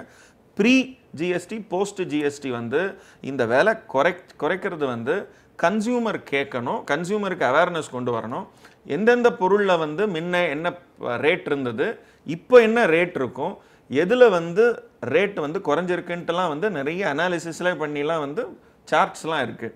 ஸோ அதில் பார்த்தீங்கன்னா டு தட் எக்ஸ்டென்ட் வந்து அவங்களோட ப்ரைஸை வந்து குறைச்சாதான் அதனோட நெட் இம்பேக்ட் வந்து போய் சேரும். இது குறைக்கலைன்னா என்ன ஆகும்னா மார்க்கெட்டில் வந்து காம்படிஷனில் நான் வந்து நல்ல வியாபாரம் பண்ணணும்ட்டு நானே குறைக்க ஆரம்பிச்சிருவேன். ஸோ அது வந்து ஒரு மாதம் 2 மாதம் 3 மாதத்துல நடக்க ஆரம்பிச்சிடும். அடுத்ததாக சென்னையிலிருந்து நெடுஞ்செழியன் என்ற நேயர் இணைப்பில் இருக்கிறார். நெடுஞ்செழியன் வணக்கம், உங்களுடைய கேள்வி என்ன? Good afternoon ma'am. Food and vegetables company supply பண்றோம். Fruits and vegetables. Fruits and vegetables. சரி. இதுக்கு வருதா இல்லையா மேடம்? நீங்க இது அவங்க ஒருவேளை ஒரு இது பிராண்டா ஒரு இல்ல பிராண்டடா இல்ல மேடம், கோயம்பேட்ல இருந்து வாங்கிட்டு வந்து சப்ளை பண்ற கம்பெனிக்கு. சரி, உங்களுக்கு வந்து ஜிஎஸ்டி வரி விதிப்புக்கு அந்த வியாபாரம் மட்டும் செய்யும் பட்சத்தில் அவருக்கு கிடையாது. அந்த வியாபாரத்தோடு ஏதாவது ஒரு டாக்ஸபிள் கமாடிட்டி ஒன்று வியாபாரம் பண்ணுறாருன்னா அப்போ அந்த அக்ரிகேட் டர்ன் ஓவருங்கிறது முதல்ல சொன்னேன் இல்லையா, taxable turn over aggregate turn over, அந்த கால்குலேஷனில் 20 லட்சத்தை தாண்டும் பொழுது அந்த டாக்ஸபிளுக்கு மட்டும் ஒரு வரி கட்ட வேண்டி வரும். அப்பவும் காய்கறிக்கு வியாபாரம் அதுக்கு வந்து வரி வராது, எவ்வளோ இருந்தாலும் வராது. இதில் ஒரு முக்கியமான ட்விஸ்ட் இருக்குது. இப்போ எல்லாருமே வந்து ஃப்ரூட்ஸ் வெஜிடபிள்ஸ் காய்கறி எல்லாம் வந்து ஆன்லைன்லேயும் பர்ச்சேஸ் பண்ணுறாங்க. ஸோ நம்ம இகாமர்ஸ் பற்றி பேசலாம். அடுத்த நேயர் இணைப்பில் இருக்கிறார். தேனியிலிருந்து ஜெயச்சந்திரன் என்ற நேயர் இணைப்பில் இருக்கிறார். ஜெயச்சந்திரன் வணக்கம், உங்களுடைய சந்தேகம் என்ன? தேனியிலிருந்து நான் ஜெயசீலன் பேசுறேன். வணக்கம் ஜெயசீலன், சொல்லுங்க. நாங்க அரிசி மொத்த வியாபாரம் பண்றோம். வருஷத்துக்கு 1 கோடி ரூபாய் டர்ன் ஓவர் பண்றோம். வெளி மாநிலத்துல வாங்கி வெளி மாநிலங்களுக்கும் விற்கிறோம், லோக்கல்லே விற்கிறோம். அரிசிக்கு இதுவரைக்கும் வரி இருந்தது கிடையாது. பேக்கிங் ஆக்ட் படி இப்போ எல்லா அரிசியுமே 25 கிலோ பேக் பண்ணி தான் கொடுக்குறாங்க. சில பிராண்டடாவும் இருக்கு, சில நான் பிராண்டடாவும் இருக்கு. இதுக்கு பிராண்டடுக்கு மட்டுமே வரி வருமா, இல்ல இது 2 கணக்கா நான் மெயின்டைன் பண்ணணுமா? இதுக்கு இன்புட் டாக்ஸ் கிடையாது. நான் விற்கிறவங்ககிட்ட வரி வசூல் பண்ணா ஸ்டாக்ல இருக்கக்கூடிய அரிசிக்கு நான் அதுக்கு கழிக்காம முழு வரியும் கட்ட வேண்டியது இருக்குமான்றதே என்னுடைய கேள்வி. நாகப்பன் சார், உங்களுடைய பதில். இல்லை, பிராண்டட் ப்ராடக்ட்ஸுக்கு அதாவது பேக் பண்ணாமல் பிராண்டட் இல்லாததுக்கு இது வரி வராதுன்னு தான் நான் நினைக்கிறேன். ராஜு கேன். அதாவது அவரே ஆக்சுவலாக ஆன்சர் சொல்லிட்டார். எல்லாத்துமே அவரே கேள்வி கேட்ட ஆன்சர் அவரே சொல்லிட்டார். அதாவது பிராண்ட் இல்லைன்னா வரி கிடையாதுன்ட்டாரு, கரெக்டு. பிராண்ட் இருந்ததுன்னா வரி உண்டு 5%, அதுவும் கரெக்டு. 3வது இன்புட் கிடையாது, ஏன்னா பர்ச்சேஸ் பண்ணும்போது வியாபாரி விவசாயிகிட்டேருந்து வாங்குறதுனால வரி கிடையாது. ஸோ அதனால் இன்புட் கிடையாது. ஸ்டாக் வச்சுருந்தா அதை பற்றி அவர் கவலைப்பட வேண்டாம். ஏன்னா இன்புட்டுங்கிற ஒரு டேக்ஸ் கிரெடிட் நான் கேரி ஃபார்வர்ட் பண்ணணும்னா அதை பற்றி நான் கவலைப்படணும்.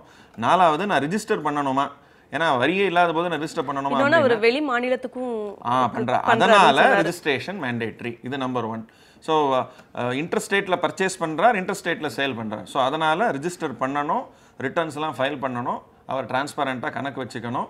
அதாவது பிராண்டடாக வாங்கினாலும் சரி, அவர் அன்பிராண்டடாக வாங்கினாலும் சரி, பிராண்டடாக வாங்கும்போது 5% வரி வாங்கி 5% வரியை கலெக்ட் பண்ணி 5% கவர்மெண்ட்டுக்கு அந்த 5% கட்டணும். அவ்வளோதான். அடுத்ததாக கோவையிலிருந்து இனியன் என்று நேயர் இணைப்பிழைக்கிறார். இனியன் வணக்கம், உங்களுடைய சந்தேகம் என்ன?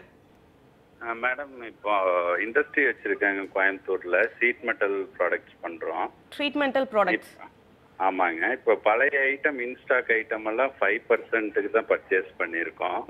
இப்போ புதுசா அதை 18%ன்னு போட்டு வைக்கும்போது அந்த ஓல்டு இன்ஸ்டாக் ஐட்டம்ஸ்க்கு இப்போ 10% அதிகமா போடுற மாதிரி தான் இருக்கு, 13%.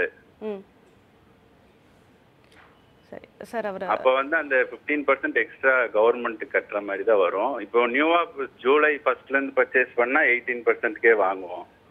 அப்போ இந்த இன்ஸ்டாக் ஐட்டம் வச்சிருக்கிறது அதுக்கு ஏதாவது கன்செப்ஷன் மாதிரி கொடுத்துருக்காங்களா என்னன்னு தெரியலைங்க. என்ன ப்ராடக்ட்? இன்ஸ்ட்ருமெண்டல் மெடிக்கல் இன்ஸ்ட்ருமெண்ட் நினைக்கிறேன். பேசிக்கலி அவருடைய கேள்வி என்னன்னா நான் ஏற்கனவே குறைந்த ஸ்லாப்ல இருக்கேன். இப்போ ஜிஎஸ்டி ஸ்லாப் அதிகமாகும்போது நான் அதிக விலை கொடுத்து வாங்க வேண்டி வரும், விற்கிறப்போ எப்படிங்கிறது கேட்குறாரு. It is simple. இப்போ அவர் இப்போ இன்புட் டேக்ஸ் கிரெடிட் எடுத்துக்கக்கூடியது ஏற்கனவே இந்த குறைந்த அளவில் என்ன கட்டியிருக்காரோ இருக்க டாக்குமெண்ட்ஸை பொறுத்து அதை தான் நம்ம கிரெடிட் எடுத்துக்க முடியும். இனிமேல் போகிறப்ப அந்த ஹையர் டேக்ஸ் ப்ராக்கெட்டில் தான் அவர் அதுக்குள்ளே பேமெண்ட் தான் அவர் பண்ண வேண்டி வரும். பழசுக்கு ஒன்றும் அந்த ஸ்டாக் என்ன டிக்ளேர் பண்ணுறாரோ June 30th அன்னைக்கு அது பிரச்சனை கிடையாது. அதுக்கப்புறம் வரக்கூடியது எல்லாமே சேல் எல்லாமே இஸ் டாக்ஸபிள்ன்றது ஹையர் டேக்ஸ் ப்ராக்கெட். அந்த காஸ்ட் எஸ்கலேஷன் இதுக்கு தான் செய்யும். அடுத்ததாக ஒரு சிறிய விளம்பர இடைவேளை. இணைந்திருங்கள். இது ஜிஎஸ்டி ஏன், எதற்கு, எப்படி.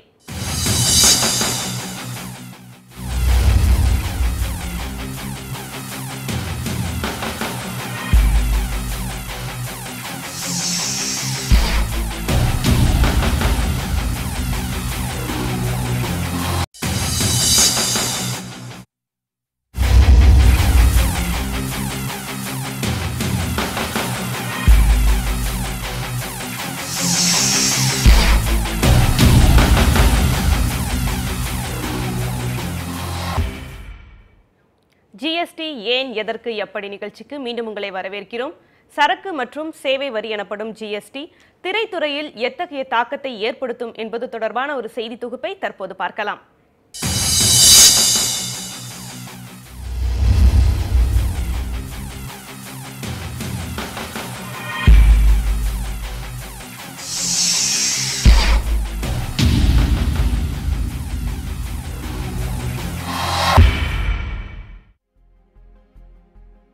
தமிழகம் அல்லாத மற்ற மாநிலங்களில் திரையரங்க டிக்கெட்டுகளின் விலை 500, 1000 என தங்களது விருப்பத்திற்கு ஏற்ப விற்கப்பட்டாலும் தமிழகத்தை பொறுத்தவரை அதிகபட்ச விலை 120 ரூபாய்தான். இதுவரை தமிழக அரசு திரையரங்குகளின் தரத்தை ஆய்வு செய்து அதற்கேற்ப டிக்கெட்டுகளின் அதிகபட்ச தொகையை நிர்ணயித்துள்ளது. அதன்படி பல வசதிகளை கொண்ட மல்டிபிளெக்ஸுகளின் டிக்கெட் விலை அதிகபட்சமாக 120 ரூபாயும், மற்ற திரையரங்குகளில் 90 ரூபாய், 60 ரூபாய், 40 ரூபாய் என அதன் தரத்திற்கு ஏற்ப டிக்கெட் விலை நிர்ணயம் செய்யப்பட்டுள்ளது. தமிழகத்தில் உள்ள மொத்த திரையரங்குகளில் 60 மட்டுமே 120 ரூபாய் டிக்கெட் விலை என்ற வரம்பிற்குள் வருகின்றன. சென்னை, கோவை போன்ற பெருநகரங்கள் தவிர்த்த நகரங்கள் மற்றும் கிராமங்களில் டிக்கெட்டுகளின் விலை இதுவரை 100 ரூபாய்க்கும் குறைவாகவே இருந்து வந்திருக்கிறது. இந்த விலைக்குள்ளாகவேதான் தமிழக அரசு இதுவரை வரி வசூல் செய்து வந்திருக்கிறது. தமிழில் படத்தலைப்பு வைத்து தமிழக அரசின் வரிச்சலுகை பெறும் திரைப்படத்தின் தயாரிப்பாளர்களுக்கு 120 ரூபாய் மொத்த லாபமாக கிடைத்து வந்திருக்கிறது. வரிச்சலுகை கிடைக்காத படங்களுக்கு கேளிக்கை வரியை தயாரிப்பாளர்களே செலுத்தி வந்திருக்கிறார்கள். இப்போ நீங்கள் இந்த கரண்ட் டிக்கெட் ப்ரைஸ் வந்து பார்த்தீங்கன்னா 120 ரூபா டிக்கெட் ப்ரைஸ் இல்லை 120 ரூபா ப்ளஸ் ஜிஎஸ்டியோட சேர்த்து 153 ரூபா போட்டிங்க வச்சிங்களேன், செலக்டிவாக தான் பார்ப்பாங்க. இப்போ வந்து ஒரு சாதாரண நடிகர் நடித்த படம், அதாவது அன்னோன் ஆர்டிஸ்ட்டு இல்லை வந்து புது டைரக்டர் இயக்குன ஒரு படம்னு வச்சிங்களேன், ஆடியன்ஸ் வந்து தியேட்டருக்குள்ளே ஈஸியாக வர மாட்டாங்க அன்லெஸ் படம் சூப்பர் டூப்பராக இருந்தால் தவிர. எல்லோரும் என்ன பண்ணுவாங்க, 50 ரூபா டிக்கெட் இருக்குமா இதெல்லாம் பார்க்கலாம் அப்படின்வாங்க. ஏன்னா எல்லாருக்கும் ஒரு லிமிட் வச்சுருப்பாங்க. தற்போதைய ஜிஎஸ்டி வரி விதிப்பின்படி 100 ரூபாய்க்கு மேல் உள்ள திரையரங்க டிக்கெட்டுகளுக்கு 28% வரி விதிக்கப்பட்டுள்ளது.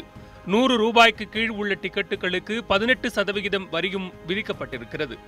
ஆனால் இதனை தயாரிப்பாளர்கள் செலுத்தாமல் மக்களிடமிருந்து நேரடியாக பெற்றுக்கொள்ளும்படி வரி கொள்கை அமைக்கப்பட்டுள்ளது. இதன் மூலம் 120 ரூபாய் விலை கொண்ட டிக்கெட்டுகள் 153 ரூபாய்க்கும் 90 ரூபாய் டிக்கெட்டுகள் 106 ரூபாய்க்கும் விற்கப்படும். 18% 100 ரூபாயும் அதற்கு கீழும் உள்ள டிக்கெட்டுக்கு, அதாவது அனுமதி கட்டணத்திற்கு 18%, அதுக்கு மேலே இருக்கிறதுக்கெல்லாம் 28%. அதாவது இப்போ மல்டிப்ளெக்ஸில் மட்டும்தான் அதை விட கூட இருக்குது. அதாவது 120 ரூபா டிக்கெட் இருக்குது மல்டிப்ளெக்ஸ் மட்டும்தான். மல்டிப்ளெக்ஸ் தியேட்டர் தமிழ்நாடு பூரா ஒரு 60 தியேட்டர்லாம் இருக்குது. மற்ற தியேட்டர்லாம் 740 தியேட்டர் கிட்டத்தட்ட எல்லாருக்குமே இந்த 18% தான் அப்ளை ஆகும். மல்டிப்ளெக்ஸுமே எல்லா டிக்கெட்டுக்கும் அப்ளை ஆகாது. எங்கிட்ட 10 ரூபா இருக்குது, 10 ரூபாய்க்கு 18% தான் வரும். எங்கிட்ட 50 ரூபா இருக்குது, 50 ரூபாய்க்கு 18% தான் வரும். ஒரே ஒரு கிளாஸ் தான் 120 ரூபா, அந்த 120 ரூபாய்க்கு மட்டும்தான் 28% வரும். அதுவும் பொதுமக்கள்கிட்ட வாங்கி தான் நாங்கள் கட்ட போகிறோம். இவ்வாறு டிக்கெட் கட்டணங்கள் உயர்வது மட்டுமல்லாமல் முன்பதிவிற்கு 30 ரூபாய், 3D கண்ணாடிகளுக்கு 30 ரூபாய், வாகன பார்க்கிங்கிற்கு 30 இருந்து 100 ரூபாய் வரை என ஒரு திரைப்படத்தை பார்க்க சராசரியாக ஒரு நபருக்கு 300 ரூபாய் செலவாகிறது. இப்படியான டிக்கெட் விலை உயர்வால் மக்கள் திரையரங்குகளுக்கு சென்று படம் பார்க்கும் போக்கு வெகுவாக குறையும் என்பதே ஆய்வாளர்களின் பார்வையாக உள்ளது. நியூஸ் 18 தமிழ்நாடு செய்திகளுக்காக செய்தியாளர் பிரேம்ராஜுடன் ஆனந்தகுமார். திரைத்துறையில் ஜிஎஸ்டி எத்தகைய தாக்கத்தை ஏற்படுத்தும் என்பது தொடர்பான ஒரு செய்தி தொகுப்பை பார்த்தோம். அடுத்ததாக சென்னையிலிருந்து பிரிட்டோ என்ற நேயர் இணைப்பில் இருக்கிறார். பிரிட்டோ வணக்கம், உங்களுடைய சந்தேகம் என்ன? வணக்கம் சார். சார், நான் ஸ்மால் ஸ்கேல் இண்டஸ்ட்ரி வச்சிருக்கிறேன். நான் வந்து செகண்ட் டயர் சப்ளையர். எங்களுக்கு கீழே 10 சப் கான்ட்ராக்டர்ஸ் இருக்கிறாங்க. அவங்க எல்லாருமே 20 லட்சத்துக்கு கீழே தான் டர்ன் ஓவர் பண்றாங்க. அவங்களுக்கு ஜிஎஸ்டி கிடையாது. ஸோ அந்த டாக்ஸ் நான் கட்டணுமா? ஓகே, நாகப்பன் சார் அதான் இந்த ஜிஎஸ்டியினுடைய கட்டமைப்பே பார்த்தீங்கன்னா வந்து கிட்டத்தட்ட எல்லாரையும் அந்த 20 லட்சம் ரூபான்னு ஒரு லிமிட் சொன்னால் கூட அதற்கு கீழ் இருப்பவர்களையும் அதுக்குள்ளே கொண்டு வரக்கூடிய ஒரு மாதிரியான ஒரு அமைப்பாகத்தான் அது இருக்கிறது. இப்போ 20 லட்சம் ரூபாய் கீழே இருக்க 10 பேர் இவர் கீழே இருக்காங்க. இவர் 20 லட்சம் ரூபாய்க்கு மேலே இவருடைய டர்ன் ஓவர் இருக்குது. பட் இவர் இன்புட் டேக்ஸ் கிரெடிட் அவைல் பண்ணணும்னா வந்து ரெண்டு வழி தான் இருக்குது. ஒன்று, இவர் வந்து அவங்க எல்லாரையும் ஜிஎஸ்டி ரெஜிஸ்டர் பண்ண வைக்கிறது. இல்லைன்னா அது எல்லாத்துக்கும் இவர் கட்டிட்டு அப்புறம் இன்புட் டேக்ஸ் கிரெடிட் எடுக்கிறது. இந்த ரெண்டாவது மேட்டர் நிறைய பேர் பண்ண மாட்டாங்க. எனக்கு கீழே இருக்கவங்க என்னுடைய சப்ளையர்ஸ் அல்லது என்னுடைய வெண்டர்ஸ் அல்லது யாராவது இவங்கெல்லாம் வந்து ஜிஎஸ்டி ரெஜிஸ்டர் பண்ணாதவங்கள்ட்ட நான் வாங்குறேன் அப்படிங்கிறப்போ நான் ஒரு பில் ரிவர்ஸ் சார்ஜ் மெக்கானிசமில் நான் இது பண்ணி அதுக்கு நான் வந்து வரியை கட்டி அப்புறம் திரும்ப அதை கிளைம் பண்ணணும். அப்படிங்கிறப்போ என்னுடைய ஒர்க்கிங் கேபிட்டல் எஃபெக்ட் ஆகும். இட்ஸ் ரெவன்யூ நியூட்ரல் எக்ஸசைஸ்னாலும் ஒர்க்கிங் கேபிட்டல் எஃபெக்ட் ஆகிறப்போ அந்த சைக்கிளில் எனக்கு I would prefer to deal only with ஏற்கனவே ஜிஎஸ்டி ரெஜிஸ்டர் பண்ணியிருக்கவங்கள்ட்ட டீல் பண்ண தான் நான் பிரியப்படுவேனே தவிர ஜிஎஸ்டி ரெஜிஸ்டர் ஆகாதவங்கள்ட்ட அவங்க சின்ன 20 லட்சம் ரூபாய் கீழே டர்ன் ஓவர் இருக்கவங்களா இருந்தால் கூட அவங்களுக்கு ஜிஎஸ்டி ரெஜிஸ்ட்ரேஷன் பண்ண தேவை இல்லைன்னா கூட அவங்களோட நான் வந்து டீல் பண்ணுறதுக்கு நான் 2-3 முறை யோசிப்பேன். ஏன்னா என்னுடைய ஒர்க்கிங் கேபிட்டல் பிளாக் ஆகும். ஸோ அதனால் இது மறைமுகமாக பார்த்தோம்னா கிட்டத்தட்ட எல்லாரையுமே வந்து அந்த ஜிஎஸ்டிங்கிற ஒரு வரிவிப்புகளை கொண்டு வரக்கூடியதாக தான் இருக்குது. இப்போ அவங்க ரெஜிஸ்டர் பண்ண வேண்டியதில் இவர் ரெஜிஸ்டர் பண்ணார்னா இவர் அந்த ரிவர்ஸ் சார்ஜ் மெக்கானிசமில் இவர் பே பண்ணி தான் எடுக்கணும். அஃப்கோர்ஸ் பொருளை பொறுத்து இது மாறுபடலாம். பட் இதனால் இந்த சிறு தொழில் 20 லட்சத்திற்கு குறைவாக தொழில் செய்யக்கூடியவங்க பாதிப்பு ஏற்படுமா? அவங்களுக்கு நிறைய ஆர்டர்ஸ் கிடைக்காத ஒரு சூழல் ஏற்படுமா? பாதிப்பு வந்து ஏற்படாது. ஆனால் அவர் ஒர்க்கிங் கேபிட்டல்னு ஒன்று சொன்னார். அந்த இடத்துல நான் வந்து வரி கட்ட மாட்டேன், நான் எல்லாருக்கிட்டையும் நான் வந்து அன்ரிஜிஸ்டர்ட் டீலர்கிட்டேருந்து பர்ச்சேஸ் பண்ணுறேன், நான் வந்து சேல் பண்ணும்போது நான் செகண்ட் டயர்னு சொன்னார், அவர் ஃபஸ்ட் டயருக்கு சேல் பண்ணும்போது அவர் 18%, 28%, 12% போட்டு கலெக்ட் பண்ணி கட்டிடுறார். அப்போ என்ன ஆகுது, நார்மலாக அவர் வந்து பர்ச்சேஸ் பண்ணும்போது கட்ட வேண்டிய வரியை அவர் டெஃபர் பண்ணி 2 மாதம் 3 மாதம் 4 மாதம் 6 மாதம் கழித்து கட்டுறார். ஸோ இது வந்து அவர் டேக்ஸ் ரெவென்யூ நியூட்ரல்னு சொன்னார். அந்த ரெவென்யூ நியூட்ரல் தான் இது. ஆனால் அவர் டெஃபர் பண்ணதுக்காக அந்த பீரியடுக்கு அவர் இன்ட்ரெஸ்ட் வரும். ஸோ அதெல்லாம் வந்து ஓப்பன் ஆகிடும். முன்னெல்லாம் வந்து பர்ச்சேஸ் வந்து ரிஜிஸ்டர்ட் பர்ச்சேஸ் அன்ரிஜிஸ்டர்ட் பர்ச்சேஸ்னு போட்டு ஈவன் வேட்டில் வந்து அன்ரிஜிஸ்டர்ட் பர்ச்சேஸ்க்கு பர்ச்சேஸ் டேக்ஸ் கட்டினாங்க. இப்போது உங்களோட ப்ராஃபிட் லாஸ் அக்கௌண்ட்டில் மேலே டாப் லைனில் சேல் இருந்ததுன்னா சேலில் நீங்கள் வந்து வரி வாங்கி கட்டணும். டெபிட் சைடில் என்னென்னலாம் ஐட்டம் இருக்கோ அது எல்லாத்துக்குமே வந்து வரி கட்டணும். ஸோ ஒன்று வரி கட்டி பில்லு வாங்கிக்கோங்க, இல்லைன்னா நீங்கள் கட்டி கிரெடிட் எடுத்துக்கோங்க. நீங்கள் வரி கட்டலைன்னா நீங்கள் கட்டின வரிக்கும் கட்ட வேண்டிய டைமில் இருக்கிற வரிக்கும் டிஃப்ரென்ஸ் வந்து இது வட்டி கட்டணும். அடுத்ததாக மதுரையிலிருந்து ராம் என்று நேயர் இணைப்பில் இருக்கிறார். வணக்கம், உங்களுடைய சந்தேகம் என்ன? வணக்கம் மேடம், நாங்கள் பிளாஸ்டிக் இண்டஸ்ட்ரி வச்சிருக்கோம். Plastic industry acrylic polycarbonate fabricators. நாங்கள் எங்கள் டேர்ன் ஓவர் வித்தின் 1.5 crores இருக்கு. ஓகே, நாங்கள் HSN கோடு எங்கள் கஸ்டமர் கொடுக்கணும். பட் அக்ரிலிக் பாலிகார்பனேட் சீட்டுக்கு HSN கோடு இருக்கு. அக்ரிலிக் சீட்டுக்கு எங்கேயும் டிஸ்பிளே எங்கேயும் லிஸ்டே ஆகலை ஜிஎஸ்டியில் அக்ரிலிக் சீட்டுக்குன்னு சொல்லி. அப்படி இருக்கும்போது அப்புறம் நாங்கள் இம்போர்ட்டட் சீட் தான் நாங்கள் யூஸ் பண்ணிட்டு இருக்கோம். நாங்கள் இம்போர்ட்டட் இருந்து டேட்டா வாங்கல, ஒரு டீலர்ட்டு இருந்து வாங்குறோம். நாங்கள் இப்போ 1.5 up to 1.5 crores வந்து HSN கோட் மென்ஷன் பண்ண அவசியம் கிடையாது சொல்லி ஜிஎஸ்டியில் சொல்லியிருக்காங்க. பட் அவர் எங்கள் கஸ்டமருக்கு HSN கோட் மென்ஷன் பண்ணி ஆகணும். இந்த மாதிரி சுச்சுவேஷன்ல இந்த HSN கோட் நாங்கள் என்ன யூஸ் பண்றது? அதுக்கப்புறம் இந்த இம்போர்ட்டட் சீட் நான் டீலர் வாங்கினாலும் HSN 8 digit கோட் நான் கம்பல்சரியா போட்டே ஆகணுமா? இதுதான் கொஸ்டின். கோபாலகிருஷ்ணன், உங்களோட பதில். இல்லை, அவங்க வாங்குறவங்க போடட்டும். நீங்கள் உங்களோட டர்ன் ஓவர் 1.5 crores கீழே தானே இருக்கு. அவரே பதில் சொல்லிட்டார், HSN கோட் வேண்டான்ட்டு அவரே சொல்லிட்டார். ஸோ ஜிஎஸ்டியில் it is not mandatory. Up to 1.5 crores HSN code போட வேண்டிய, அதாவது இன்வாய்ஸில் போட வேண்டிய நெசிட்டி கிடையாது. அடுத்ததாக சம்பத்குமார் என்று நேயர் இணைப்பில் இருக்கிறார். சம்பத்குமார், வணக்கம், உங்களுடைய சந்தேகம் என்ன? சார் வணக்கம் சார், நாங்கள் மர வியாபாரம் பண்ணிட்டு இருக்கோம் சார். மர வியாபாரம்? மர வியாபாரம் பண்ணிட்டு இருக்கோம் மேடம். நாங்கள் வந்து ஏர்லி டர்ன் ஓவர் வந்து 25 லட்சத்துலேருந்து 35 லட்சம் வந்து பண்ணுறோங்க மேடம். சரி, ஹை ரிட்டர்ன் பண்ணிட்டு இருக்கோம். இப்போ வந்து ஜிஎஸ்டி வந்ததுக்கு அப்புறம் எங்களுக்கு டேக்ஸபிள் எப்படி வரும்? அது மட்டும் இல்லாமல் அதர் ஸ்டேட் பண்ணுறதுன்னா என்ன ரூல்ஸ் வரும் மேடம்? நாகப்பன் சார், உங்களுடைய பதில். இல்லை, அவர் அதர் ஸ்டேட்டாக இருந்ததுன்னா வந்து ஐஜிஎஸ்டி கட்ட வேண்டி வரும். நிச்சயமாக அவர் கட்ட வேண்டி 20 லட்சம் ரூபாய்க்கு மேலேங்கிறப்ப கட்ட வேண்டி வரும், பதிவு செய்து கொள்ள வேண்டும். அவர் அதர் ஸ்டேட்லையும் பண்ணுறேன்றாரு. ஆமாம், ஐஜிஎஸ்டி கட்ட வேண்டி வரும். வித்தின் த ஸ்டேட்னா எஸ்டிஎஸ்டி அண்ட் சிஜிஎஸ்டி கட்ட வேண்டி வரும். அதுக்கான வழிமுறைகள் என்னன்னு கேட்குறாரு. அதாவது ஐஜிஎஸ்டி அவர் பண்ணல, இன்ட்ரஸ்ட் ஸ்டேட் சேல் பண்ணாமல் இருந்தாருன்னா அவர் வந்து இந்த காம்போசிஷன் கீழே வரலாம். 75 lakhs கீழே டர்ன் ஓவர் இருக்குது. ஸோ அப்போ வந்து ட்ரேடருக்கு இந்த 1%, 2%, 5%ன்னு 3 பேருக்கு பிரித்து வச்சுருக்காங்க. ஸோ அதில் அவர் வந்துடலாம். ஸோ இவர் வந்து 2% கேட்டகரி, அதாவது மேனுஃபேக்சருக்கு 2%, ட்ரேடருக்கு 1% வரும். இவர் வந்து ட்ரேடிங். ஸோ 1% மட்டும் கட்டினா போகிறோம். ஆனால் இவர் வந்து இன்ட்ரெஸ்ட் ரேட் பண்ணுறதுனால அந்த காம்போசிஷன்லாம் வர முடியாது. ஸோ அதனால் ரெஜிஸ்டர் பண்ணணும். ஒவ்வொரு இவர் வந்து சேல் பண்ணுறது வந்து கன்சியூமருக்கு சேல் பண்ணுறாரு, ஸ்ட்ரைட்டாக வந்து கான்ட்ராக்டர்ஸ்க்கு ஒர்க்ஸ் கான்ட்ராக்டர்ஸ்க்கெல்லாம் வந்து கொடுத்தாருன்னா ஒவ்வொரு இன்வாய்ஸும் வந்து நம்பரிங் போட்டு அப்லோட் பண்ணும். ஓகே, அடுத்ததாக சென்னையிலிருந்து சிவகுமார் என்ற நேயர் இணைப்பில் இருக்கிறார். சிவகுமார், வணக்கம், உங்களுடைய சந்தேகம் என்ன? மேடம் வணக்கம். மேடம் வணக்கம் சிவகுமார், உங்களுடைய கேள்வி என்ன? நாங்கள் வந்து வீட் ப்ராடக்ட் வந்து வாங்கி ரீபேக்கிங் பண்ணி வித்துட்டு இருக்கோம். என்ன ப்ராடக்ட்ஸ் வாங்குறீங்க சிவகுமார்? ரவை, மைதா, ஆட்டா, இந்த ஐட்டம். வீட் ப்ராடக்ட்ஸ். சரி, ஆமாம். அது இப்போ மில்லுல இருந்து வாங்கினா எனக்கு இன்புட் டாக்ஸ் கிடைக்குமா கிடைக்காதா? எனக்கு என்ன பெர்சன்டேஜ் டாக்ஸ் வரும்? உங்களுடைய டர்ன் ஓவர் என்ன? மந்த்லி வந்து இயர்லி 1 crore பண்ணுறோம். 1 crore வரும். நம்ம இது நாகப்பன் சார், உங்களுக்கு please registered input tax credit எடுக்கலாம். அதில் என்ன ஒன்றும் எனக்கு சிக்கல் இருக்குதா தெரியலையா? உங்களுக்கு வேற ஏதாவது சந்தேகம் இருக்கா சிவகுமார்? இப்போ ஆக்சுவலாக இன்புட் டாக்ஸுக்கு 5% வருமா, என்ன பெர்சன்டேஜ் வரும் சார்? இல்லை, இந்த ப்ராடக்ட் வந்து நீங்கள் மில்லுலேருந்து வாங்கும்போது பிராண்ட் ஆகி வந்தால் தான். ஏன்னா இந்த ரைஸு, செரல், பல்சஸ் இது எதுக்குமே வந்து வீட்டு எல்லாமே வந்து அன்பிராண்டடாக கடைசி வரைக்கும் கன்சியூமர் வரைக்கும் பிகினிங்லேருந்து, அதாவது வியாபாரிகிட்ட, அதாவது விவசாயிகிட்டேருந்து வாங்கி அதுக்கப்புறம் என்ன ப்ராசஸ் பண்ணி கடைசி வரைக்கும் போகிற வரைக்கும் பிராண்டே போடலைன்னா டேக்ஸ் கிடையாது. நடுப்புற யாராவது பிராண்ட் இப்போ ஒரு மூட்டையாக வாங்கும்போது அந்த மூட்டைக்கு வந்து ஒரு நல்ல இந்த பேர் போட்டு டிசைன்லாம் போட்டு அவர் வந்து பிராண்டாக வந்து விற்கிறாருன்னா அப்போ வந்து 5% வரும். பிராண்டட் தான் வாங்குறேங்கிறாரு. அப்போ 5% வரும். அதில் வந்து இன்புட் கிரெடிட் எடுத்துக்கலாம். அவர் எடுத்துட்டு அவர் பாஸ் ஆன் பண்ணும்போது கூட அது உண்டு. அவர் எடுத்துட்டு அதை மைனஸ் பண்ணிட்டு பேலன்ஸ் தான் பண்ணும். ஆனால் 5% தான் எண்டு வரைக்கும். ஸோ அதனால் அவரோட வேல்யூ அடிஷன்ஸ்க்கு மட்டும்தான் வந்து எக்ஸ்ட்ரா டேக்ஸ் வந்து கலெக்ட் பண்ணணும். அடுத்ததாக சேலத்திலிருந்து ஸ்ரீனிவாசன் என்ற நேயர் இணைப்பிழைக்கிறார். ஸ்ரீனிவாசன் வணக்கம், உங்களுடைய சந்தேகம் என்ன? வணக்கம், நாங்க வெள்ளி கால்குலசி வியாபாரம் பண்றோம். சரி, எங்களுக்கு நாங்க அதர் ஸ்டேட்ல கொண்டு போய் விற்கிறோம். அது ஜிஎஸ்டி என்ன எப்படி கட்டணும் இது வரைக்கும் நாங்க எதுவுமே ஃபார்ம் பண்ணல. அது என்ன மாதிரி நாங்க நடந்துக்கணும், அது நான் எங்களோட கேள்வி. உங்களுடைய டர்ன் ஓவர் என்ன ஸ்ரீனிவாசன்? டர்ன் ஓவர் வந்து ஒரு 50 கிலோ விற்கலாம். ஒரு கிலோவுக்கு வந்து நமக்கு ஒரு 800 ரூபாய் கிடைக்கும். இல்ல, உங்களுடைய டர்ன் ஓவர் வருஷத்துக்கு வருஷத்துக்குங்களா? பாருங்க, ஒரு 30 லட்சம் இந்த மாதிரி வரும். 30-45 மாதிரி வரும். நாகப்பன் சார் என்ன பொருள் சொன்னார் அவர்? கொலுசு, வெள்ளி கொலுசு. கொலுசு. நிச்சயமா அது இது டாக்ஸ்ல வரும். 20 லட்சம் ரூபாய்க்கு மேல போகுதுங்கிறப்ப அது நிச்சயமா வரதான் செய்யும். இன்ட்ரெஸ்ட் ரேட்டும் பண்றாரு. நிச்சயமா ஒரு பதிவு செய்து கொள்ள வேண்டும்.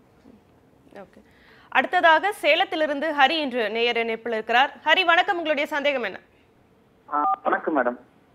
வணக்கம், உங்களுடைய கேள்வியை கேட்கலாம்.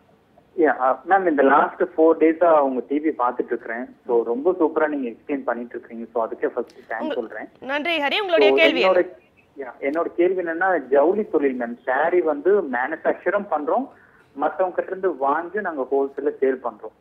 ஓகே. சோ அப்படி இருக்கும்போது இயர்லி டர்ன் ஓவர் வந்து மோர் தென் 20 lakhs. ஓகே. சோ நான் ஜிஎஸ்டி இப்போ மைக்ரேஷன் பண்ணிருக்கேன். நான் பில்லு போடும்போது அந்த டாக்ஸோட சேர்த்து பில்லு போடணுமா, இல்ல டாக்ஸ் எல்லாமே நான் பில்லு போட்டு சேல் பண்ணணுமா? இன்னொன்னு இன்புட் கிரெடிட்னு சொல்றாங்க, அப்படின்னா என்னன்னு எனக்கு இது வரைக்கும் புரியல. சோ இத ரெண்டுக்குமான விளக்கம் வேணும் மேம். கோபாலகிருஷ்ணராஜ், உங்களுடைய வந்து எப்போ நீங்க டாக்ஸ் கட்டணும் அப்படின்னு கேக்குறீங்க. சேல் பண்ணிட்டு மாசத்துக்கு ஒரு தடவை பண்ணணுமா அப்படின்னு உங்களுடைய கேள்வி இருக்கு. பில்லுன்னு நீங்க ஒன்று போட்டுட்டீங்கன்னா இமீடியட்டா வந்து டாக்ஸை கலெக்ட் பண்ணணும். கலெக்ட் பண்ண டாக்ஸை கட்டணும். ஆக்சுவலி இமீடியட்டாக கட்டணும். இல்லை நீங்கள் ரிட்டர்ன் ஃபைல் பண்ணுறதுக்கு அடுத்த மாதம் 10ஆம் தேதி வரைக்கும் டைம் கொடுக்குறாங்க. ஸோ அதுக்குள்ளே நீங்கள் வந்து நீங்கள் அந்த போன மாதத்துக்கு உண்டான அத்தனை பில்லில் நீங்கள் ரைஸ் பண்ண டேக்ஸும் கட்டிடணும். இது நம்பர் 1. நம்பர் 2 வந்து இன்புட் டேக்ஸை பற்றி கேட்டார். இன்புட் டேக்ஸுங்கிறது நீங்கள் பர்ச்சேஸ் பண்ணி நீங்கள் ட்ரேடராக இருக்கீங்க. ஸோ நீங்கள் என்னமே இந்த டெக்ஸ்டைலுக்கு எல்லாமே வந்து 5% போட்டிருக்காங்க.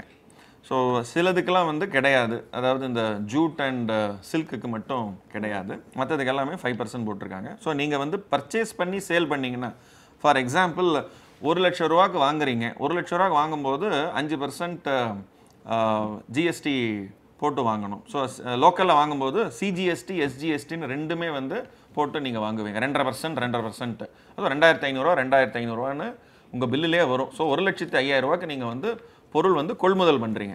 அந்த பொருளை அந்த டெக்ஸ்டைலை நீங்கள் வந்து 2 லட்சம் ரூபாய்க்கு விற்கிறீங்க, இல்லை 1.5 லட்ச ரூபா விற்கிறீங்கன்னா அதில் 5% போட்டுறீங்க. அப்போது 1.5 லட்சத்துக்கு 5% 7,500 ரூபா. நீங்கள் கட்டின 5,000 7,000 கழிச்சிட்டு 2,500 தான் கட்டணும். ஏன்னா நீங்கள் ஆல்ரெடி 5,000 ரூபா உங்கள் பர்ச்சேசஸில் கட்டிட்டீங்க. உங்கள் பர்ச்சேசஸில் என்னென்னலாம் டேக்ஸ் நீங்கள் கட்டினீங்களோ அதை வந்து உங்களோட சப்ளையர் வந்து கலெக்ட் பண்ணி கவர்மெண்ட்டு கட்டிடுறார். ஸோ நீங்கள் வந்து 7,500 ரூபா வந்து உங்களுடைய கஸ்டமர் கிட்டேருந்து வாங்கும்போது அந்த 7,500 கவர்மெண்ட்டு கொடுக்க வேண்டாம். ஆல்ரெடி உங்கள் பர்ச்சேஸில் 5,000 நீங்கள் கட்டினதுனால பேலன்ஸ் 2,500 மட்டும் கட்டினா போதும். ஸோ இதுதான் input. Just add to what Raju said. ஒன்று அவர் இன்னொரு கேள்வியும் கேட்டார். அதாவது பில்லில் இதை வந்து செப்பரேட்டாக தனியாக காமிக்கணுமான்னு அந்த பிரேக்கப், அதாவது பொருளுடைய விலையோடு அந்த டேக்ஸை தனியாக அவங்க மென்ஷன் பண்ணி தான் அதில் கொடுக்கணும். இப்போ இவ்வளோ நாள் வேட் போட்டிருப்பாரு, அதுக்கு பதில் இந்த ஜிஎஸ்டிங்கிறது வந்து எவ்வளோ கட்டியிருக்கோங்கிறது அந்த சதவீத கணக்குப்படி 5% பெருக்கி அவங்க கணக்கு பண்ணி தனியாக தான் காமிக்கணும். என்னென்னா அதை வந்து இப்போ இந்த ஜவுளித்துறையில் பொதுவாக இந்த பிரேக்கப் எதுக்காக கொடுக்குறோம்னா வந்து அதை வாங்கக்கூடியவர்கள் அந்த டேக்ஸை அவைல் பண்ணிக்கலாம். எப்படி இவர் அவைல் பண்ண முடியுமோ அந்த மாதிரி யாராவது அவைல் பண்ணுறதுனா பண்ணிக்கலாங்கிறதுனால இந்த பிரேக்கப்புங்கிறத கிளியராக ஸ்பெசிஃபை பண்ணி தான் ஒரு பில் பண்ணி கொடுக்கணும். அடுத்ததாக ஜூலியஸ் என்று நேயர் இணைப்பில் இருக்கிறார். வணக்கம், உங்களுடைய சந்தேகம் என்ன? Madam hello. வணக்கம், உங்களுடைய கேள்வி என்ன? இப்போ வந்து வேட் சிஸ்டம்ல பாட் நோட் சிஸ்டம்னு ஒன்று இருக்குது. அதாவது அட்வான்ஸ் டேக்ஸ் பே பண்ணிட்டு ஓகே அன்ஆர்கனைஸ்டு, அதாவது ரெஜிஸ்டர் ஃபார்ம்ல எல்லாமே பர்ச்சேஸ் பண்றது. இன்வாய்ஸ் நாங்களே ரைஸ் பண்ணிக்குவோம். அது மாதிரி சிஸ்டம் இதுல இருக்கா ஜிஎஸ்டில? ஹலோ, உங்க கேள்வி இன்னும் கொஞ்சம் தெளிவா கேட்க முடியும், கேளுங்க. இப்போ வேட் சிஸ்டத்துல வந்து பாட் நோட்னு ஒண்ணு இருக்கு. அன்ரிஜிஸ்டர்ட் பர்ச்சேஸ் பண்ணும்போது அது வந்து பில் அவங்க கொடுக்க மாட்டாங்க, நாங்களே பில் ரைஸ் பண்ணிக்குவோம். அதான் பர்ச்சேஸ் டாக்ஸ், அது பேர் பாட் நோட். ஓகே, அது மாதிரி சிஸ்டம் இப்ப வேட்ல இருக்கா? ஜிஎஸ்டில இருக்கா? இருக்கு. நீங்க அன்ரிஜிஸ்டர்ல இருந்து அன்ரிஜிஸ்டர்ட் பர்சன்ஸ் கிட்ட இருந்து பர்ச்சேஸ் பண்ணீங்கன்னா அதுக்கு உண்டான ஜிஎஸ்டி நீங்க ரிவர்ஸ் சார்ஜ் மெக்கானிசம்னு சொல்லுவாங்க. அந்த ரிவர்ஸ் சார்ஜ் மெக்கானிசம் நீங்க கட்டணும். முன்ன அதுக்கு பர்ச்சேஸ் டாக்ஸ்னு பேர் இருந்தது, இப்போ அதுக்கு ரிவர்ஸ் சார்ஜ் மெக்கானிசம். ஸோ அது அந்த ஆர்சிஎம்னு நீங்க இல்லைனாலும் ஜிஎஸ்டி முன்ன வேட் கட்டினீங்க, உங்க கை காசு விட்டு வேட் கட்டினீங்க, இப்போ உங்க கை காசு விட்டு ஜிஎஸ்டி கட்டணும். கட்டிட்டு இன்புட் எடுத்துக்கோங்க. அடுத்ததாக கோவையிலிருந்து வேலுமணி என்ற நேயர் இணைப்பில் இருக்கிறார். வேலுமணி வணக்கம், உங்களுடைய சந்தேகம் என்ன? வணக்கம் சார், நாங்க கோயம்புத்தூர்ல இருந்து பேசுறேங்க. நாங்க இப்போ இங்க பெரிய கம்பெனிக்கு ஜாப் ஒர்க் பண்ணிட்டு இருக்கிறோம் சார். எங்களுக்கு டர்ன் ஓவர் பாத்தீங்கன்னா பிலோ 20 lakhs தான் வருங்க. சரி, அதுக்கு டாக்ஸ் இருக்குமா சார், ஜிஎஸ்டி சார்? ஜாப் ஒர்க்குக்கு இந்த நிகழ்ச்சி பிகினிங்லேயே சொன்னோம். ஜாப் ஒர்க்கர் நீங்க வந்து உங்களுடைய டர்ன் ஓவர் 20 lakhs கீழே இருக்கிறதுனால நீங்க ரிஜிஸ்டர் செய்ய வேண்டாம். இது நம்பர் 1 கிளாரிஃபிகேஷன். நம்பர் 2, நீங்கள் என்ன பில் நீங்கள் வந்து போடுறீங்களோ, ஃபார் எக்ஸாம்பிள் நான் உங்களுக்கு ஒரு ஜாப் ஒர்க் கொடுக்குறேன்னா நீங்கள் எனக்கு ஒரு 1.5 லட்ச ரூபா பில் ரைஸ் பண்ணுறீங்கன்னா நான் உங்களுக்கு 1.5 லட்ச ரூபா பே பண்ணிடுவேன். அந்த 1.5 லட்சத்தில் நான் தான் வரி கட்டணும். நான் வரி கட்டி அதுக்கு நான் கிரெடிட் எடுத்துப்பேன். நீங்கள் ரிஜிஸ்டரும் பண்ண வேண்டாம், நீங்கள் வரியும் கலெக்ட் பண்ண வேண்டாம். அடுத்ததாக தஞ்சாவூரிலிருந்து கார்த்திக் என்ற நேயர் இணைப்பில் இருக்கிறார். கார்த்திக் வணக்கம், உங்களுடைய சந்தேகம் என்ன? மேடம், நான் இப்போ வந்து ஹோல்சேல் ஏஜென்சி பண்றேன் மேடம். லைசன்ஸ் அப்ளை பண்ணி வந்துருச்சு. பட் நான் லாஸ்ட் மந்த்லேருந்து பர்ச்சேஸ் பண்ணிட்டு இருக்கேன் அதர் ஸ்டேட்லேருந்து. பட் நான் டின் நம்பர் அப்ளை பண்ண முடியல அப்படின்னு சொல்றாங்க. அது எப்படி நான் ஜிஎஸ்டி எப்போ அப்ளை பண்றது, என்ன பண்றது மேடம்? அதான் இப்போ ஜூன் 25லேருந்து அவங்க அகைன் ரீஓப்பன். அதாவது ஏற்கனவே விண்ணப்பிக்கல, அதுக்கான அவகாசம் முடிஞ்சது, நீ அடுத்தது மறுபடியும் எப்போ விண்ணப்பிக்கலான்னு கேட்குறாரு. இல்லை அவர் புதுசாக ரெஜிஸ்டர் பண்ணணுமா இல்லை ஆல்ரெடி ரெஜிஸ்டர் பண்ணிட்டாரா? நான் புதுசாக பண்ணணும் சார். புதுசாக பண்ணணும் அப்படின்னா நீங்கள் இப்போவே கூட நீங்கள் பழைய சட்டத்தில் டின் நம்பர் வாங்கலாம். வாங்கிட்டு நீங்கள் இமீடியட்டாக மைக்ரேட் பண்ணுங்கள் 25ஆம் தேதி. அது வழி இருக்குது. இல்லை இன்னொரு 10 நாள் வெயிட் பண்ணுங்கள். ஜிஎஸ்டி வந்தது பிற்பாடு நீங்கள், அதாவது வியாபாரம் தான் உங்களுக்கு முக்கியம். ஜிஎஸ்டி வந்து வருதுங்கிறதுனால உங்களோட வியாபாரத்தை வந்து டெஃபர் பண்ண வேண்டாம். இன்னைக்கு நான் வியாபாரம் ஆரம்பிக்கிறோம், எனக்கு நம்பர் வேணும்னா நீங்கள் எக்ஸிஸ்டிங் லால கூட நீங்கள் டின் வாங்கலாம். வாங்கிட்டு மைக்ரேட் பண்ணிடலாம். நாகப்பன் சார், உங்ககிட்ட ஒரு கேள்வி. அதாவது நான் ஜிஎஸ்டி அமல்படுத்துவதற்கு முன்பாக ஒரு பொருளை வாங்குறேன், என்னோட டெலிவரி வந்து ஜிஎஸ்டிக்கு பிறகு இருக்கு, இதற்கு எப்படி இருக்கும் வரி விதிப்புகள்? இல்லை அதான் பாயிண்ட் ஆஃப், அதாவது அந்த பொருள் வந்து பில் பண்ணிடுறது ஜிஎஸ்டிக்கு அந்த ஜூன் 30க்கு முன்னால் பில் பண்ணி டெஸ்பேட்ச் அனுப்பிச்சிட்டாங்கன்னா ரிசீவ் பண்ணுறது வந்து அதுக்கப்புறம் இருந்தால் கூட பழைய சட்டப்படி வேட் பே பண்ணியிருப்பாங்க, அதை இன்புட் டேக்ஸ் கிரெடிட்டாக அவங்க எடுத்துக்க முடியும், ஒன்றும் ப்ராப்ளம் இல்லை. ஓகே, நேயர்களுடைய பல்வேறு சந்தேகங்களுக்கு அரங்கிற்கு வந்து நேரலையில் பதிலளிச்சிங்க. உங்களுடைய 20 வருகை பதிவுக்கும் மிக்க நன்றி. நன்றி. தொடர்ந்து இணைந்திருங்கள். இது ஜிஎஸ்டி ஏன் எதற்கு எப்படி.